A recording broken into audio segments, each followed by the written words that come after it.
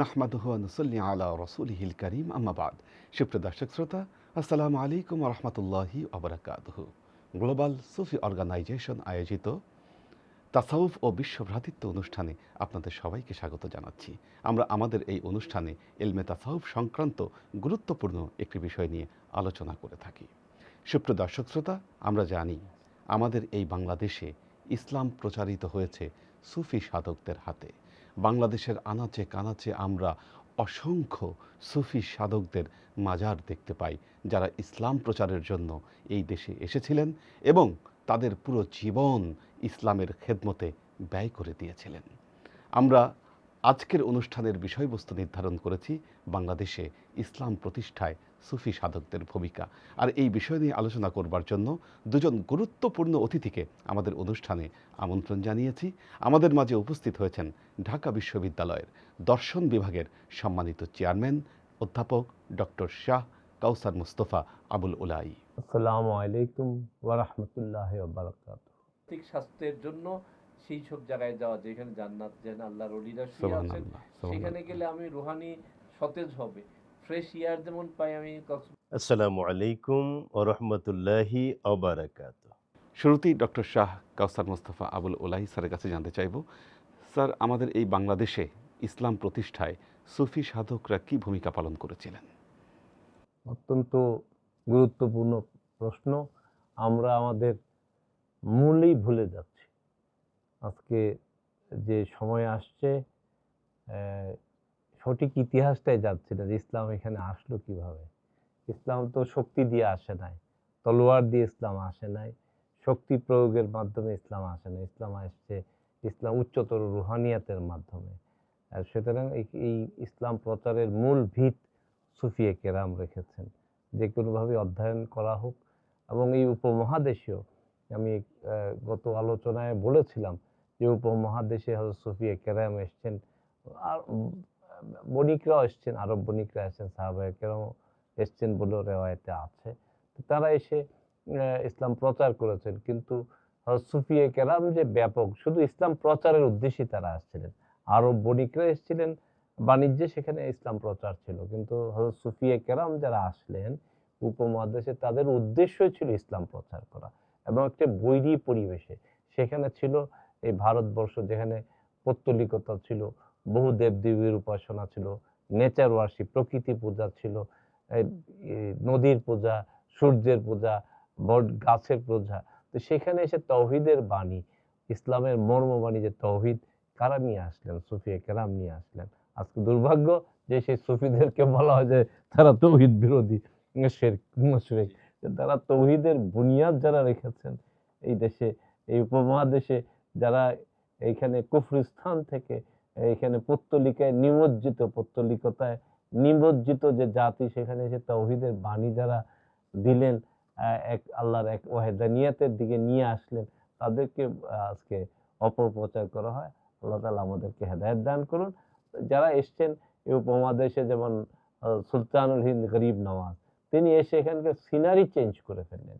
উনি আসলেন, এসে দেখা গেল যে তার বরকতে, ফয়েজে তিনি যেদিকে যেতেন, ইভেন উলামায়ে দেওবন্দের যে বিখ্যাত আলেম ছিলেন আবুল হাসান আলী নাদভী, বিখ্যাত, তার গ্রন্থে উল্লেখ আছে যে একদিনে 26টা গ্রাম মুসলমান হয়ে গিয়েছিল। তো সুতরাং উনি যেদিক দিয়ে যেতেন, তার উচ্চতর রুহানিয়াত তাকে দেখে কলমা পড়ে ফেলতো। এরকম পাকিস্তানের একজন সুলতান বাহু সেরকম আছে যে উনি যেদিকে যেতেন, ওনার চেহারা দেখে সবাই কলিমা পড়ে ফেলতো, লা ইলাহা ইল্লাল্লাহু মুহাম্মাদুর রাসূলুল্লাহ।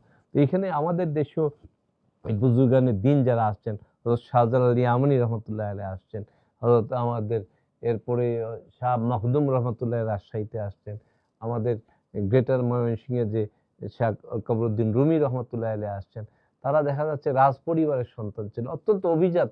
এই সেইখান থেকে অপরিচিত, আজকের মতো তো এই যোগাযোগ ব্যবস্থা ছিল না, অনুন্নত ভাষা জানতেন না তারা। এখানকার ভাষা, এখানকার তখন তো বাংলা ভাষাও এরকম ছিল না। এখানে আর তারা ছিলেন আরবি ফার্সি ভাষী লোক। তারা কিভাবে এই যে ওয়াজ করে বক্তৃতা দিয়ে, যে আমরা সারাদিন বক্তৃতা দিচ্ছি, খুতবা দিচ্ছি, কয়জনকে হেদায়েত করতে পারছি, তারা কিভাবে কামিয়াব হলেন? এখানে তো তাদের সুফিদের যে রুহানি শক্তি, তারা আসলেন, মানুষের কাছে আসলেন, তাদের চেহারা দেখেই মানুষ অভিভূত হলো। এই অশিক্ষিত লোক, ডাউন ট্রোডেন লোক, নিম্ন বর্ণের লোক, এখানকার যারা আছে তারা এসে দেখলো যে তাদের অভিজাত পরিবারের লোক, তারা তাদের দস্তরখানার মধ্যে বসে সবাই খেতে পারছে। এখানে জাতপাত প্রথা ছিল, জাত প্রথা ছিল। যারা উচ্চ বর্ণের হিন্দু যারা ছিলেন, তারা দেখা যাচ্ছে যে নিম্ন বর্ণকে মানুষই মনে করতো না। তো এগুলোর মধ্যে দিয়ে এত ছিল শূদ্র, তাদেরকে তো মানুষই মনে করতো। কিন্তু এখানে দেখা গেল যে অভিজাত ঘরের সুন্দর চেহারার লোক, অভিজাত, তাদের দস্তরখানায় দেখা যাচ্ছে সবাই বসে সাম্য, হ্যাঁ, সাম্যে সবাই খাচ্ছে একসাথে। নামাজ যখন দেখলো, যে ইকবালের যে বিখ্যাত একটা শের আছে, একই সাফি মে খারে হ্যাঁ মাহমুদ ও আয়াল, না কোই বান্দা রাহা না কোই বান্দা নওয়াজ, যে একই কাতারে দাঁড়িয়ে আছে মাহমুদ আয়াল, কেউ এখানে প্রভুও নাই, কেউ বৃত্তও নাই।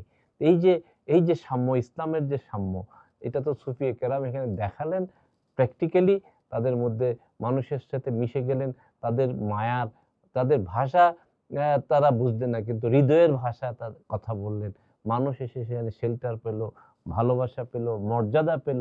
মনুষ্যত্ব কি, মানুষের মর্যাদা কি, ইসলামের যে মনুষ্যত্বের যে ইকুয়ালিটির যে মানুষ সবাই আল্লাহর বান্দা, তাদের মধ্যে যে সাম্য, মৈত্রী, এই শিক্ষা সুফি কালামের সান্নিধ্যে এসে এই দেশের মানুষ পেল এবং দলে দলে ইসলাম গ্রহণ করলো। ওইভাবেই তো ইসলাম বিপ্লব আসলো। সুফি কেরাম আসলেন, দলে দলে লোক এসে দেখলো যে এইটাই তো দিন, যেটার মধ্যে যেখানে সাম্য রয়েছে, এখানে জাতপাত নাই, এখানের মধ্যে কাস্ট সিস্টেম নাই, এখানের মধ্যে যে বিভিন্ন বর্ণ প্রথা নেই। ইসলামের এই সৌন্দর্য তো সুফি কেরামের মাধ্যমে এখানে প্রতিষ্ঠিত হলো। সেইভাবেই ইসলাম প্রতিষ্ঠিত এবং স্যার হয়েছে। তারা যখন এসেছিলেন আসলে তখন আমাদের এখন যেমন মতপার্থক্য দেখতে পাচ্ছি একজন আরেকজনের সাথে, তখন কিন্তু কোনো মতপার্থক্যও ছিল না, সমাজে সবাই একত্রিত ছিল।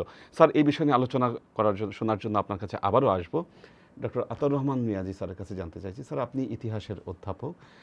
আমরা বাংলাদেশের যখন অনেক মসজিদ, খানকা, মাজার এগুলোতে যখন ইনস্ক্রিপশনগুলো দেখতে পাই যে যদিও এখানে ইখতিয়ার উদ্দিন মোহাম্মদ বখতিয়ার খেলজির মাধ্যমে রাষ্ট্রীয়ভাবে ইসলাম অনেক পরে এসেছিল 1204 বা 5, কিন্তু তার অনেক আগে থেকেই আসলে সুফিয়ায়ে কেরাম এসেছিলেন এখানে। তো তারা কি মেথডে বা কিভাবে ইসলাম এখানে প্রতিষ্ঠা করলেন, এই বিষয়ে যদি একটু আলোচনা করেন।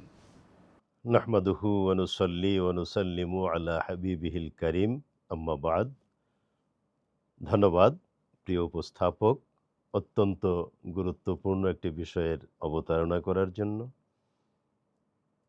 আলোচনা শুরু করার আগে আমি আমার লেখা 3টা আর্টিকেলের কথা বলবো কয়েক সেকেন্ডে।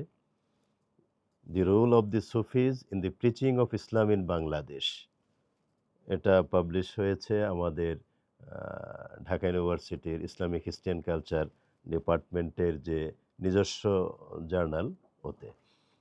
The role of the Sufis in the preaching of Islam in South Asia, এটা পাবলিশ হয়েছে।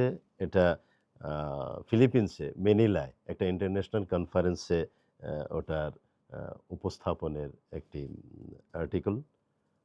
আরেকটা হলো দি rule of the Sufis in the preaching of Islam in south east Asia, এটা ওয়াইসির আয়োজিত একটি ইন্টারন্যাশনাল কনফারেন্স ছিল এবং ওয়াইসির যে ইস্তাম্বুলে, টার্কিতে তাদের নিজস্ব জার্নালে ওখান থেকে পাবলিশ। 3টাতেই এই বাংলাদেশ সহ, একটা হলো টু দি পয়েন্টে বাংলাদেশের উপর, আরেকটা south Asia, that is Bangladesh, Bharat এই অঞ্চল নিয়ে, আর আরেকটা হলো সাউথ ইস্ট এশিয়া, সেখানেও বাংলাদেশের প্রসঙ্গটা আছে।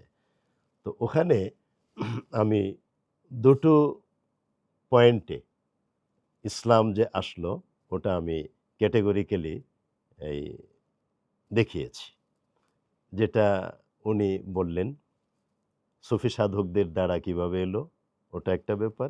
আরেকটা হলো রাজনৈতিকভাবে ইখতিয়ার উদ্দিন মোহাম্মদ বিন বখতিয়ার খলজি কর্তৃক যে 1204 সালে আপনি যেটা উল্লেখ করলেন কিভাবে আসলো। তো যারা অনুসন্ধিৎসু পাঠক এবং ইংরেজি ভালো বোঝেন, তারা সংশ্লিষ্ট জায়গাটা থেকে বিস্তারিত তথ্য আশা করি জেনে নেবেন।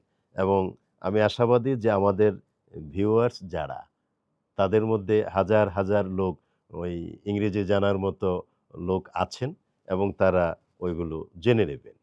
এখন সকলের জন্য যেটা প্রযোজ্য ওই কথাগুলো আমি সংক্ষেপে বলছি।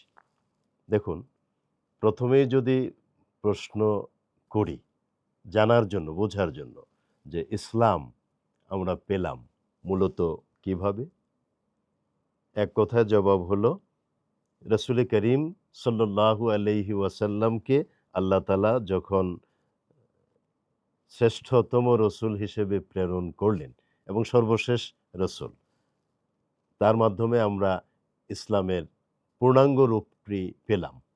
ইসলাম ছিল হযরত আদম আলাইহিস সালামের সময় থেকেই আংশিক। ওই সময়ের জন্য যতটুকুন প্রয়োজন আল্লাহ তাআলা ততটুকুন তাদেরকে দিয়েছেন। আর সর্বশেষে আমাদেরকে আল্লাহ কমপ্লিট ইসলাম প্রিয় নবীর মাধ্যমে দিলেন বিশ্ববাসীকে। কারণ তিনি হলেন রহমাতুল লিল আলামিন, আল্লাহ হলেন রব্বুল আলামিন। সুতরাং রহমাতুল লিল আলামিনের জন্য যেভাবে মানায় আল্লাহ তাআলা সেভাবেই উপস্থাপন করেছেন। ওইজন্য আল্লাহ তাআলা কোরআন কারিমে বললেন, আল ইয়াউমা আকমালতু লাকুম দীনাকুম ওয়া আতমামতু আলাইকুম নি'মাতি ওয়া রাদিতু লাকুমুল ইসলামা দীনা।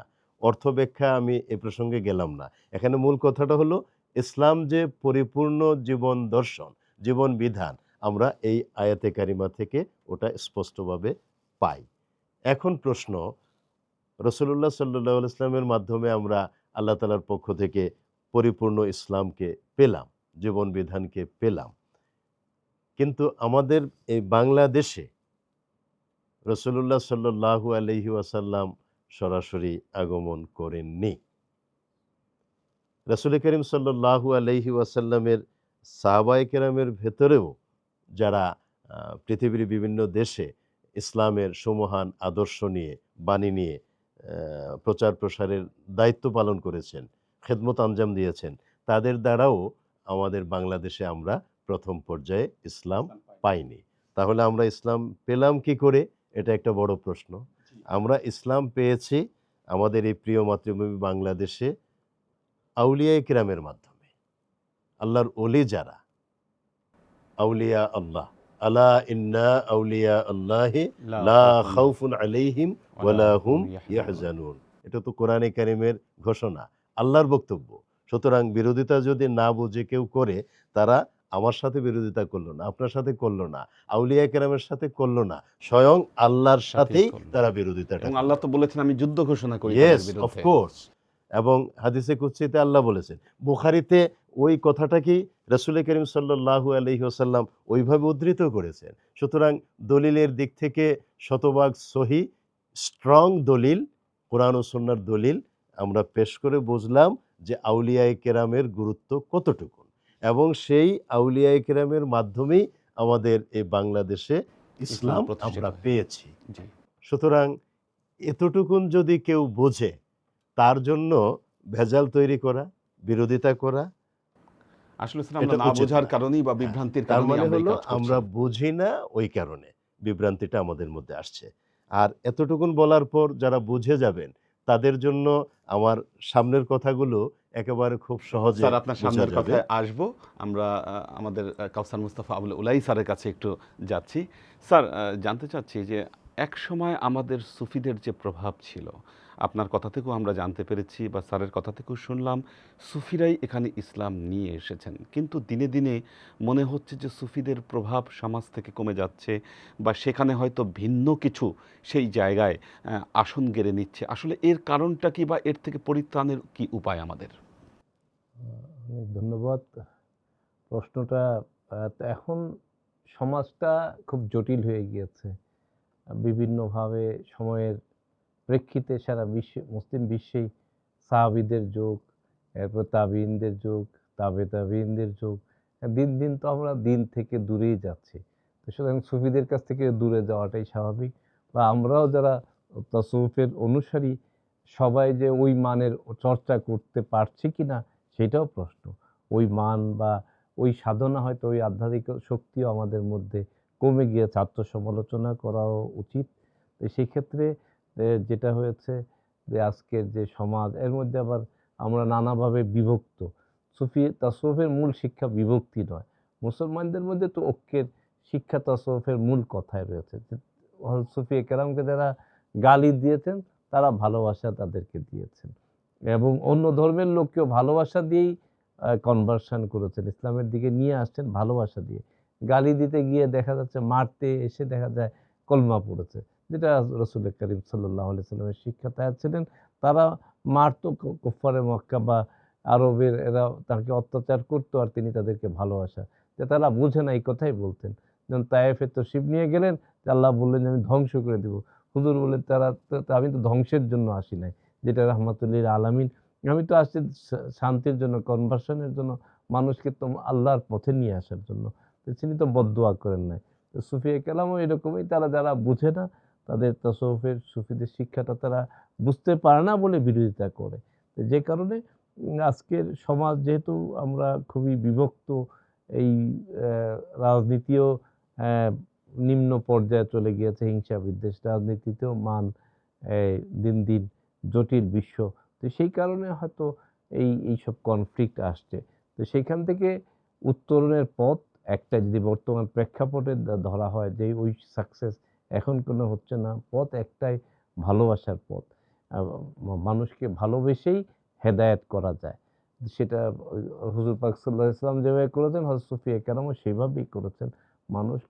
মানুষ গালি দিলেও তাকে হেদায়েতের পথে ভালোবাসাই করতে হবে, এবং আমাদের সুদৃঢ় থাকতে হবে, এবং রুহানি শক্তি আল্লাহর সাথে নিবিড় সম্পর্ক, আত্মিক সম্পর্ক, রুহানিয়াত যে প্রতিনিধি আমি, সেটার উন্নততর যে গভীরতা, দিনের গভীরতা আমাকে হৃদয়ঙ্গম করতে হবে, এবং মানুষের উদ্দেশ্যে একটাই থাকবে যে মানুষকে হেদায়েতের পথে নিয়ে আসা, ভালোবাসার মাধ্যমে ওই উদ্দেশ্যটা, এবং মানুষের মধ্যে আধ্যাত্মিকতাকে জাগ্রত করা, আল্লাহর যে প্রতিনিধি সেটাকে তাকে বুঝিয়ে যে তোমাকে সৃষ্টি করা হয়েছে শ্রেষ্ঠ সৃষ্টি, তো তোমার মধ্যে ওই চেতনা থাকতে হবে, ওই কনসাসনেস থাকতে হবে যে তুমি আল্লাহর প্রতিনিধি, এই সার্বক্ষণিকতা, সেইভাবে তাকে বোঝানো এবং নিজেরও সাধনা করা। তাইলেই আশা করি আমাদের বিশ্বাস যে মানুষ আবার বুঝতে পারবে, এবং হেদায়েতের মালিক তো আল্লাহ। তো সুতরাং আমার ঐকান্তিকতা থাকতে হবে, আমার মধ্যে সাধনা থাকতে হবে, আমার মধ্যে ইসলামের মূল কথাগুলোকে সঠিকভাবে উপলব্ধির ক্ষমতা থাকতে হবে, দিনের উদ্দেশ্যকে সুস্পষ্টভাবে মানুষের কাছে তুলে ধরলেই আমি আশা করি, এবং সেটা সুফি যে অ্যাপ্রোচ, সুফি যে দৃষ্টিকোণ, সেটাকে সঠিকভাবে প্রেম, ভালোবাসা, আল্লাহর প্রতি গভীর বিশ্বাস, আল্লাহর প্রতি নির্ভরশীলতা, তাওয়াক্কুল, সেটা সেটা যদি সেই দৃষ্টিকোণ থেকে বা সেই পদ্ধতি অবলম্বন করলে আমরা আশা করি আবার বাংলাদেশও সারা বিশ্বে আবার ইসলাম সত্যিকার অর্থে সেইভাবে চলে আসবে। আদার আসপেক্ট তো রয়েছে, কিন্তু রুহানিয়াত ব্যতি রেখে, আধ্যাত্মিকতা ব্যতি রেখে, মানে আল্লাহর প্রতি গভীর ভালোবাসা ব্যতি রেখে আমরা কামিয়াব হতে পারবো না। রূহ বর্জিত হলে, এই যেখানে ফুলগুলি রয়েছে কাগজের ফুল, এটা দেখতে ভালো লাগে কিন্তু এটা তো ফুল না। এরকমভাবে বাহ্যিকতা দেখলেই বোঝা যাবে না, বাহ্যিকতা দিন বাহ্যিকতার নাম না, এটা অভ্যন্তরীণ বিষয়ের নাম, গভীরতা। সেই গভীরতার যে উপলব্ধি সেটা মানুষের মধ্যে পৌঁছাতে হবে, যে আসল জিনিসটা অভ্যন্তর। বাহ্যিকতা গুরুত্বপূর্ণ, বাহ্যিকতা অবশ্যই লাগবে, কিন্তু দিনের মূল জিনিসটা হলো অভ্যন্তর, বাতিনি দিক। জাহির এবং বাতিন দুইটাই লাগবে, কিন্তু বাতিন বেশি ইম্পর্টেন্ট। বাতিন শুনলে অনেক অ্যালার্জিক হয়ে যান নানানভাবে, কিন্তু বাতিন তো ধর্মের মর্ম কথাটা, ইমানটা বাতিন দিক, বাহ্যিকতাটা পরে। যদি বাহ্যিকতা ভালো থাকলো, ভেতরে যদি বাতিন হয়ে গেল, সেটা হলে তো হলো না।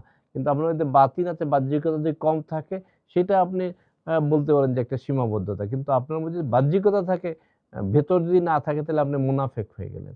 সুতরাং বিষয়টা এরকমই, যে সুতরাং ভেতরটা সুফিয়ে কেরাম সেটাকেই গুরুত্ব দেয়, যে inner aspect of religion is the fundamental thing, basic thing of religion is inner aspect. এটাকে বুঝতে হবে। এটাকে আজকাল আমরা অনেকেই বাতিন বলতে কি, বাতিনকে বাতিল বলার চেষ্টা করে, কিন্তু এটা বুঝতে হবে যে উপলব্ধির অভাব, জ্ঞানের অভাব। ভিতর আপনাকে পরিষ্কার করতে হবে, ভিতরে ইমান সত্যিকার অর্থে মজবুত করতে হবে।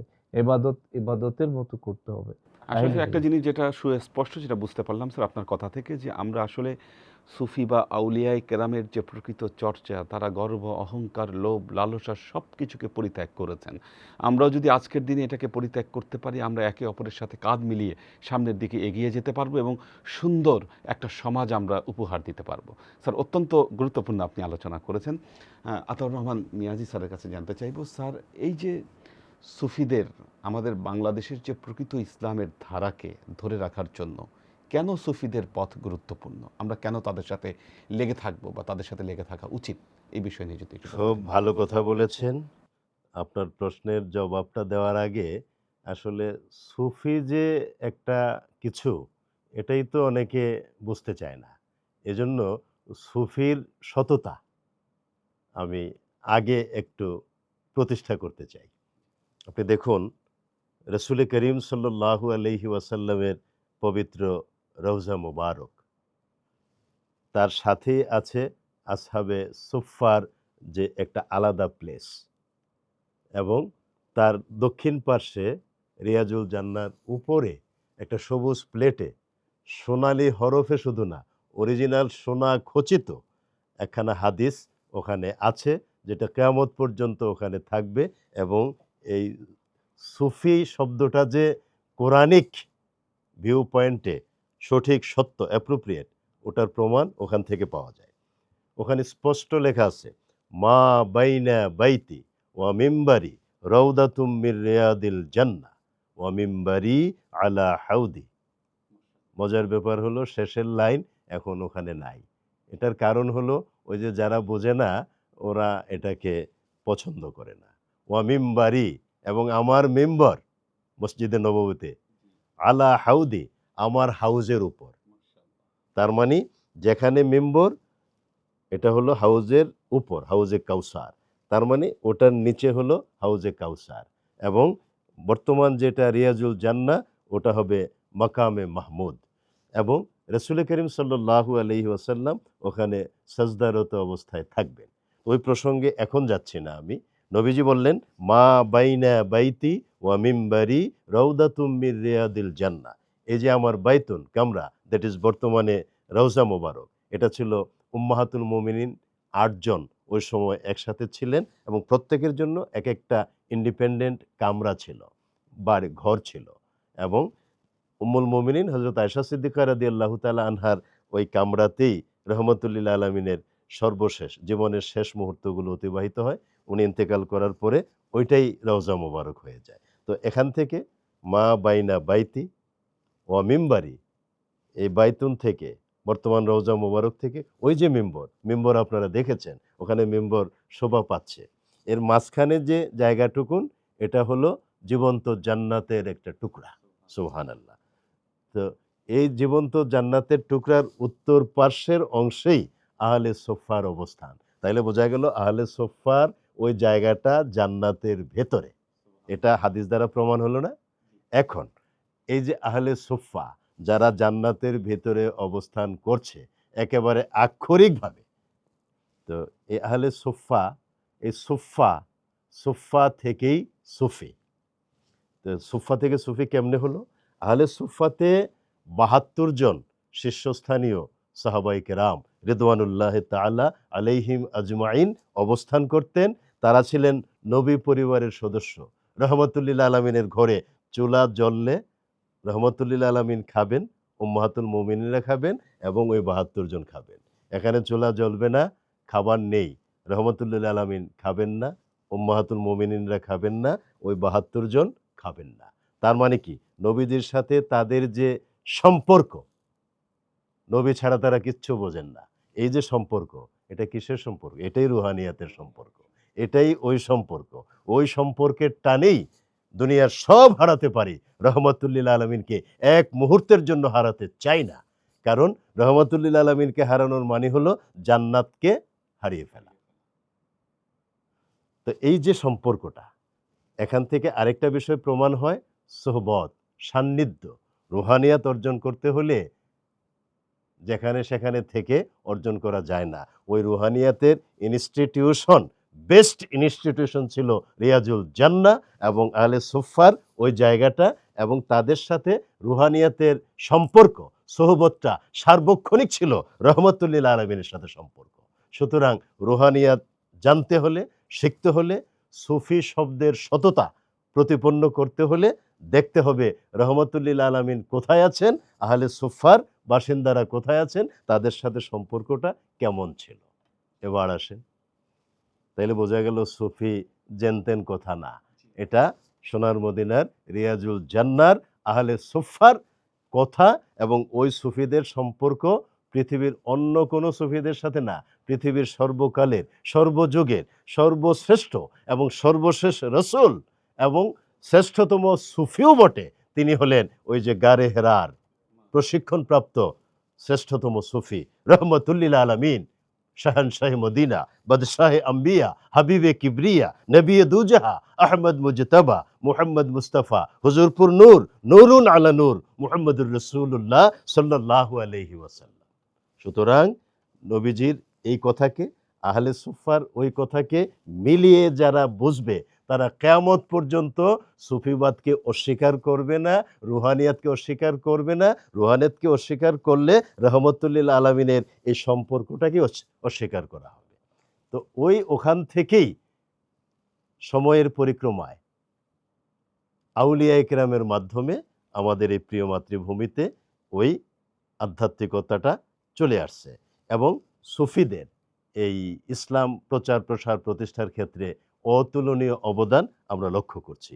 এবং সেই অবদানটা কেমন, আমি তো প্রথমে বললাম আজকে আলোচনার শুরুতে, এই যে আউলিয়া আল্লাহ সম্পর্কে। তো আউলিয়া আল্লাহ, এখানে আমাদের সমাজে অনেকে আরেকটা বিতর্ক তৈরি করবেন, এটাও না বোঝার কারণে, কারো কারো ক্ষেত্রে উদ্দেশ্যমূলক। সেটা হলো যে আপনি তো আউলিয়া আল্লাহর কথা বললেন, ওলি আল্লাহদের কথা বললেন, তো ওলি আল্লাহ মানে তো সুফি না, এটা অনেকে বলবে। আচ্ছা বাবা, ধরে নিলাম ওলি আল্লাহ মানে সুফি না। রসুলুল্লাহ সাল্লাল্লাহু আলাইহি ওয়াসাল্লাম বললেন, খায়রুল কুরুনি কারনি সুম্মাল্লাযিনা ইয়ালুনাহুম সুম্মাল্লাযিনা ইয়ালুনাহুম, আমার যুগ শ্রেষ্ঠ যুগ, তারপরে সাহাবায়ে কেরামের যুগ, তারপরে তাবেঈনদের যুগ, মানে আমার পরবর্তী যুগ, তার পরবর্তী যুগ, তার নবীজি, সাহাবায়ে কেরাম এবং তাবেঈন। তাবেঈনদের ভিতরে সুফিদের অভাব ছিল না। এই যে তারপরে আমরা যদি ইমামদের কথা বলি, মুজাদ্দিদদের কথা বলি, এরা প্রত্যেকেই এক একজন ওই জামানার শ্রেষ্ঠ সুফিও ছিলেন।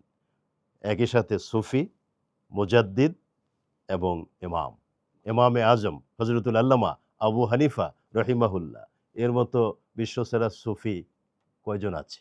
অর্থাৎ স্যার, আমাদের ইসলামের মুক্তির আসল পথ আসলে এটাই আমরা বলতে পারি। যে আমরা অনুষ্ঠানের একেবারে শেষ পর্যায়ে চলে এসেছি। আমি এক সেকেন্ড নিব, স্যার। যে ইমাম আজম আবু হানিফা রহমতুল্লাহ আলাইহ, ওনার সম্পর্কে ইমামে আজম, আমরা সবাই তো তাকে ইমামে আজম, চার ইমামের একদম আজম, সবচেয়ে বড় ইমাম তিনি। তার একটা কথা আছে, ইমাম জাফর সাদেক রাদিয়াল্লাহু আনহু, ওনার দরবারে গিয়েছে, সেই সম্পর্কে তার একটা উক্তি আছে, লাউল্লাহ সানাতা লা খালাকাল নুমান, যে যদি 2 বছর আমি না থাকতো, নোমান যদি বিন সাবের যদি তার সান্নিধ্যে 2 বছর, তাহলে হালাক হয়ে যেত, তার মৃত্যু হয়ে যেত। তার মানে এটাই হলো কথা, সুফির মূল কথা হলো, না হলে জাহিরি এলম ইবলিসের দিকে নিয়ে যায়, জাহিরি এলম অহংকারের দিকে নিয়ে যায়। ইবলিসের মধ্যে 2টা বৈশিষ্ট্য ছিল, একটা এলম ছিল, মুআল্লিমুল মালাকুত বলা হয়, এবং ইবাদত ছিল, শ্রেষ্ঠ 2টা জিনিস।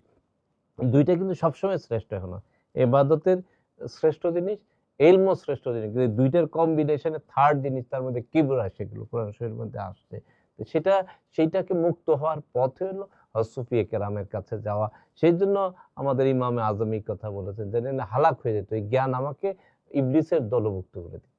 এই যার জন্য সুফিয়ে কেরামের কাছে যেতেই হবে, নাইলে আমাকে অহংকারী বানিয়ে দেবে, ইবলিসের দলভুক্ত হয়ে যাবে, কেন জ্ঞান অহংকারের দিকে নিয়ে যেতে বাধ্য। স্যার, অনেক ধন্যবাদ আমার জানাচ্ছি আমার 1 আপনাদেরকে। মিনিট একটা শেষ কথা স্যার। বলে দিতে হবে।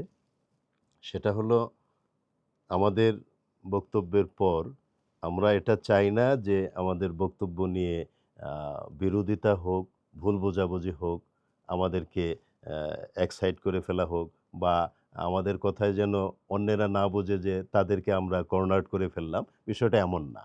আমরা বিষয়টাকে দেখব দুইটা দৃষ্টিকোণ থেকে। নাম্বার ওয়ান, আমরা দেখব এই আল ইত্তেহাদ মা আল ইখতিলাফ। আমাদের ইখতিলাফ থাকবে।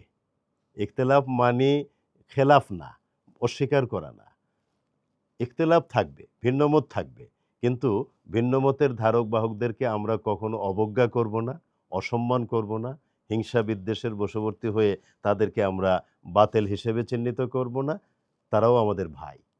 তাদেরকে ভ্রাতৃত্ববোধ, সুফিদের যে মূল শিক্ষা, বাংলাদেশের সুফি সাধকদের এবং সারা পৃথিবীর সুফি সাধকদের, আউলিয়া একরামদের যে মূল শিক্ষাটা, মেইন স্ট্রিমে যে শিক্ষাটা দেওয়া হয়, এবং স্যার গ্লোবাল সুফি অর্গানাইজেশন এটা নিয়েই কাজ করছে। হ্যাঁ, আমি সেই কথাটাই বলছি। রসুল করিম সাল্লাল্লাহু আলাইহি ইসলামের যে বাণীটা আউলিয়া একরাম ধারণ করেন, মূল শিক্ষাটা আদ-দ্বীন আন-নসিহা, আদ-দ্বীন আন-নসিহা। দিন হচ্ছে আন্তরিকতা, দিন হচ্ছে পরস্পরের কল্যাণ কামনা করা, দিন হচ্ছে ভ্রাতৃত্ববোধকে সুপ্রতিষ্ঠিত করা। সুতরাং ইখতিলাফ আমাদের ভিতরে থাকবে, কিন্তু এই ইখতিলাফের মাধ্যমে আমরা কাউকে কাফের, মুশরিক, বেঈমান, বাতেল ইত্যাদি কট্টরভাবে আরোপ করে আমরা দূরে সরিয়ে দিতে পারি না। এটা ইসলামের শান না, এটা আউলিয়া ইকরামের শান না, এটা রহমাতুল্লিল আলমিনেরও শান না। অতএব আমাদের ভিতরে ইখতিলাফ থাকবে। ইখতিলাফি অবস্থায় থেকে আমাদের ভিন্নমতের ভাইদেরকে আমরা স্বাগত জানাবো, বুকে টেনে নিব, ভ্রাতৃত্ববোধে আকৃষ্ট করে সেই মদিনার সনদের আলোকে রহমতুল্লিল আলমিন যেমন মদিনাতে, সোনার মদিনা, আসলেই ওখানে একটা ভ্রাতৃত্ববোধের আলোকে সমাজ বিনির্মাণ করেছিলেন। আমরা ওইভাবে বাংলাদেশেও সুফি সাধকদের ওই আদর্শটাকে সামনে নিয়ে, রহমতুল্লিল আলমিনের এই মূলনীতিটাকে সামনে নিয়ে, ইখতিলাফ থাকা সত্ত্বেও আমরা ইউনিটিটা এমনভাবে গড়ে তুলব যাতে করে সারা পৃথিবীর মানুষ বোঝে যে বাংলাদেশের মানুষ সুফি সাধকদের ভক্ত এবং তারা ওই আদর্শে উদ্বুদ্ধ হয়ে গোটা পৃথিবীতে পথ চলে, অন্যেরাও এই আদর্শের দ্বারা উদ্বুদ্ধ হয়। স্যার আপনাকে আমরা ধন্যবাদ জানাচ্ছি। বিভক্তি চাই না, আমরা চাই ঐক্য চাই। জি, আমাদের কবি নজরুল একটি কথা বলেছেন, তোমার বাণীরে করিনি গ্রহণ, ক্ষমা করো হযরত, ভুলিয়া গিয়াছি তব আদর্শ, তোমার দেখানো পথ ক্ষমা করো হযরত। তুমি চাহো নাই ধর্মের নামে গ্লানি কর হানাহানি, তলোয়ার তুমি দাও নাই হাতে, দিয়াছ অমর বাণী। মোরা ভুলে গিয়ে তব উদারতা, অসার করিয়াছি ধর্মান্ধতা, বেহেশত হতে ঝরে নাকো আর, তাই তব রহমত ক্ষমা করো হযরত। আমরা যদি সুফি সাধকদের সত্যিকার আদর্শকে যদি ধরে রাখতে পারতাম, আমাদের ভেতরে আল্লাহর রহমত আসতো, আমরা ভেদাভেদ ভুলে যেতাম, আমরা একে অপরের সাথে গলা মিলিয়ে ইসলামের শক্তিকে আমরা পুনর্জাগরিত করতে পারতাম। আসুন আমরা ভেদাভেদ ভুলে গিয়ে একত্রিত হই, সুফিদের আদর্শে আমাদের জীবনকে গড়ে তুলি। আল্লাহ আমাদের সবাইকে সে তৌফিক দান করুন। ভালো থাকুন, সুস্থ থাকুন।